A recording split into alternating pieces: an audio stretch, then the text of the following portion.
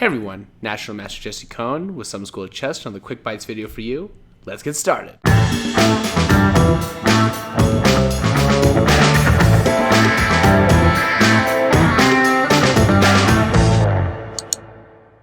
Alright, this game was definitely the most exciting game from the Colorado Scholastic Invitational Tournament this last weekend. In this game, we have the underdog, Vedanth Sampath, playing the white pieces, and we have the clear favorite, National Master Sullivan McConnell, playing the black pieces. In this game, Sullivan employs a kind of weird strategy against Vedanth's standard Queen's Indian, and sort of develops a Dutch defense, and it just goes horribly wrong. Let's just take a look right away. D4, E6, Knight F3, B6. This is already a bit offbeat. Typically by now, a main move here would have been like Knight F6 almost every single time here. B6 is not a terrible move. It's a very flexible move. In most queen-pawn openings, this bishop will fianchetto itself. This reserves the right to play C5 and D5 later to strike the center, maybe. It's a perfectly acceptable move. Pawn G3, white fianchettos the bishop, about 50% of the time I would say in queen's pawn openings, so this is totally standard. Bishop B7, bishop G2, all totally standard. Pawn F5. This move also might be a little bit strange. This does break the classic opening strategy.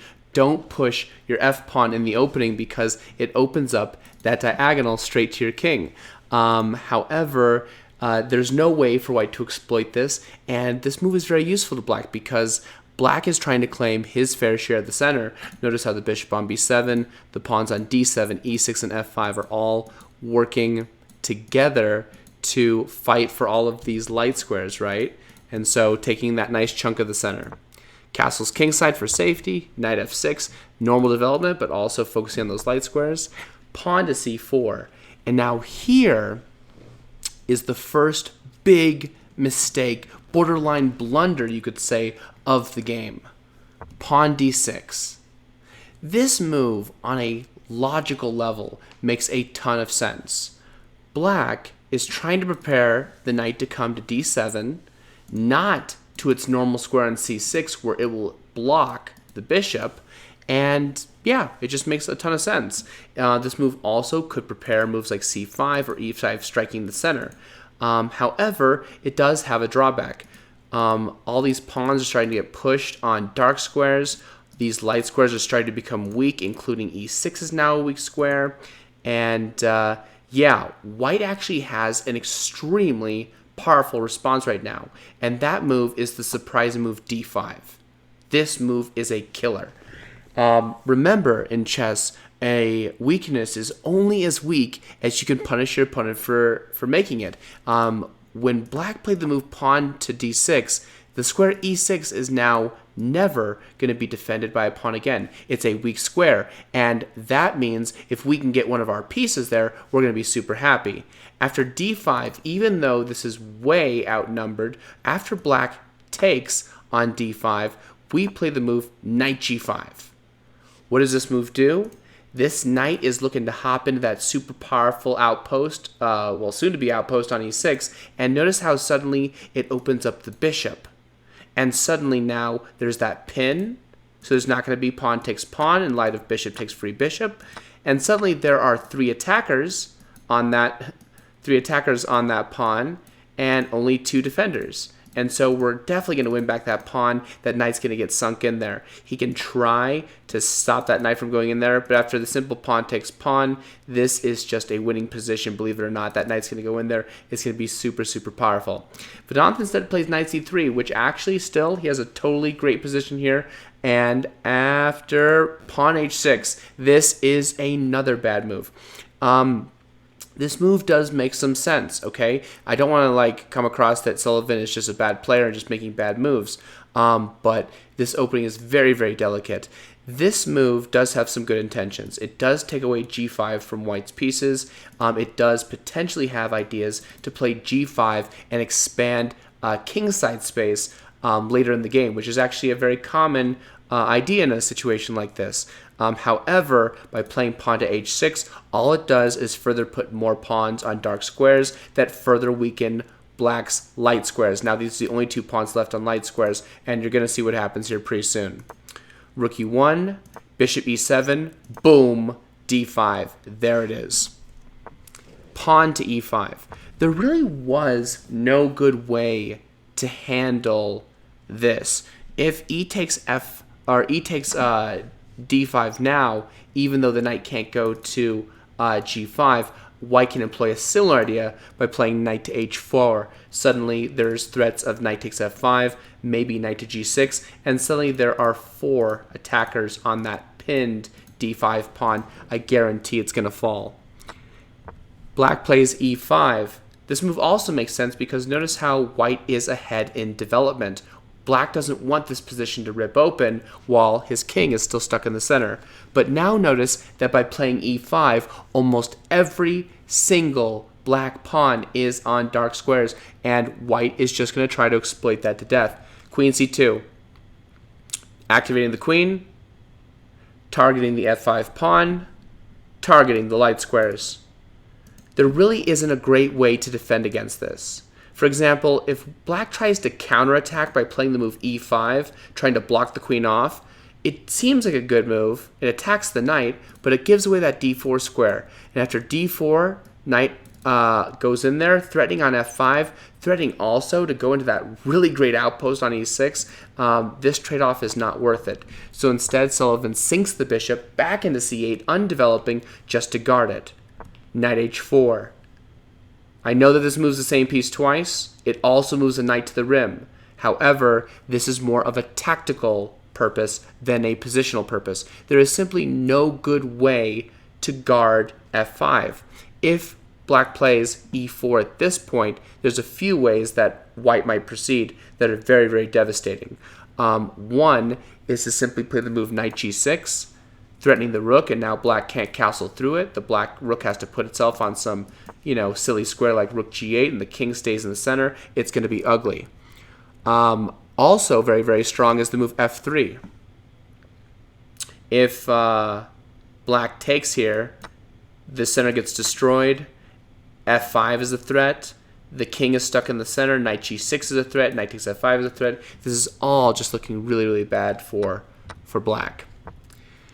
So instead, Sullivan decides that because there's no good way to defend it, he understands as a master that there's kind of this balance in chess, and that if he gets too far behind in other things, it's just not going to go well. So he says, okay, I'm going to castle kingside. I'm going to sacrifice my f-pawn, but when the f-pawn falls, it's going to open up my rook, and I can try to take advantage. And here, he plays the final straw. He plays the move knight to h5, which has some very, very interesting intentions. It obviously has the very obvious threat of the bishop takes on f5 because there's now 2 attackers on that knight. And I think that Sullivan was basically counting on maybe like knight takes bishop at this point, queen takes back, and he's down a pawn, but he actually has some open lines for his pieces. It's not the worst looking thing that's ever happened, okay? But again, in this position, this knight is so good, and white is looking at all the weaknesses, and there's just weaknesses everywhere. All these pawns on dark squares, again, all the light square weaknesses. Noticing that h6 is being attacked 2 times. Noticing that the queen is aiming over there as well. Vedanth uncorks a amazing move. Knight takes h6 check. This move is just a crusher. There's really not a good response to it. Sullivan almost instantly takes back.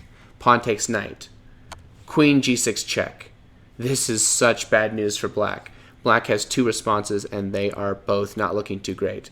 If king to h8, queen takes h6 check, if nothing else. And after the only move king goes back, white can take back here, and white is up 3 pawns for this position, and this king is just suffering. So instead he tries to hold on to his material and plays knight to g7. Bishop takes h6, the only logical move, threatening mate, getting another piece involved, and there's only 2 ways to defend it, bishop to f6 and rook to f7. Sullivan chooses rook f7, bishop e6, good move. A very, very accurate move. This move combines attack, threatening queen to h7 check, king f8, and queen h8 mate. And it also prevents black from playing a very, very desired bishop f5, which would have kicked black's queen. In fact, it would have trapped white's queen completely, I think. And so that just would have been terrible. And so black plays bishop f6. This move is intending to give that king a little bit of runaway squares. I know this might seem crazy, but this is the closest pawn shield that black has. And remember, pawn shield is the number one thing that's going to keep any king safe. Check. Here. Bishop g6. This is just phenomenal play by Vedanth. He needs to involve as many pieces as he possibly can in this attack. He's not even really that interested in taking the rook. He just mostly wants to keep using all these pieces together. I mean, they're really working nicely. King e7, knight e4. Again, I'm just really blown away by Vedanth's patience here. And this position reminds me a lot of Josh Waitzkin, the boy, the person who is represented in Searching for Bobby Fischer. And he says that the threat is often more powerful than the execution. That the fact that this bishop can take this rook basically whenever it wants to. Because let's face it, black's not going to play rook f8 and now leave that knight alone and bishop takes g7. So because white can take that rook whenever we want to, black is plagued with, are you going to take it now? Are you going to take it now? And that really weighs on the psyche, and that just makes a player typically play even worse. Knight to d7. Bishop takes rook. He finally decides to go for it. Knight f8. I mean, there's really just no good way to handle this. If king takes f7 in this case, knight g7 check, or knight g5 check is just devastating. If the bishop takes the knight, it lets go of defense, and queen takes g7 check, followed by bishop takes g5, is just absolutely crushing. Black can resign. It's beyond over. Instead, Sullivan tries to make it complicated with knight f8, but after queen to g8, knight to f5, at this point, the game doesn't really need that much more commentary because at this point, Vedanth knows that when you are up a lot of points, all you should really do to make things easy on yourself is practice simplification. Make as many even trades as you can, get all the pieces off the board, and just make it simple. With less pieces means less chances for complications. So he plays queen takes or bishop takes f8 check. White or black really has no option other than to take back. I mean, I would have played queen takes. It all does the same thing. Takes, takes, takes, takes, takes. And with that, almost all the pieces are off the board. At this point, I'm just going to kind of go through the moves and let you watch. But I want you to see what he does. All he's going to do at this point is consolidate his position.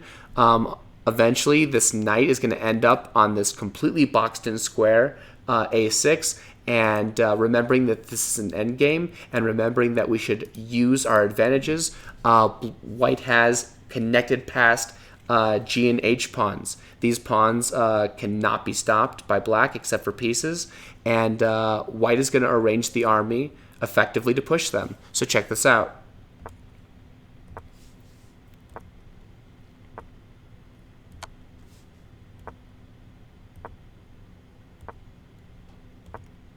Trying to avoid the trade of knights, but this knight, boom, gets trapped out of the game. b4 was a nice move. These pawns start rolling. All Vedanth has to do is make sure not to fall for any tactics. Keep improving the position little by little. And find a way to advance these pawns.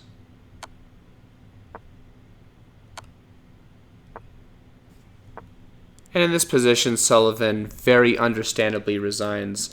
The purpose of rook h1 is to give more support to the h-pawn so that we can play pawn g5 without losing our h-pawn and just keep those pawns marching. With this knight completely shut out of the game, this idea not being stoppable, this bishop doing nothing, and black being beyond hopeless, Sullivan decided to throw in the towel. This was a huge upset that really, I think, ultimately changed the final outcome of this tournament. Sullivan, who has won the state championship for the past, I don't know how many years. Like, it's almost been, I want to say, like 8. Like, it's been a long streak, a very, very long streak for this player. So what a amazing day. Anyways, with that being said, kudos to Vedanth. This was a major victory, and you keep playing like this, and I have no doubt that both you and Sullivan will go beyond the National Master title, into International Master titles and beyond, I hope. So keep up the good work, and I hope all of you enjoyed. Please remember to like, subscribe, anything you can do to help this channel grow. I really, really appreciate it. I'll keep putting out content. You keep watching it. Let's do this together, and I will see you next time. Bye for now.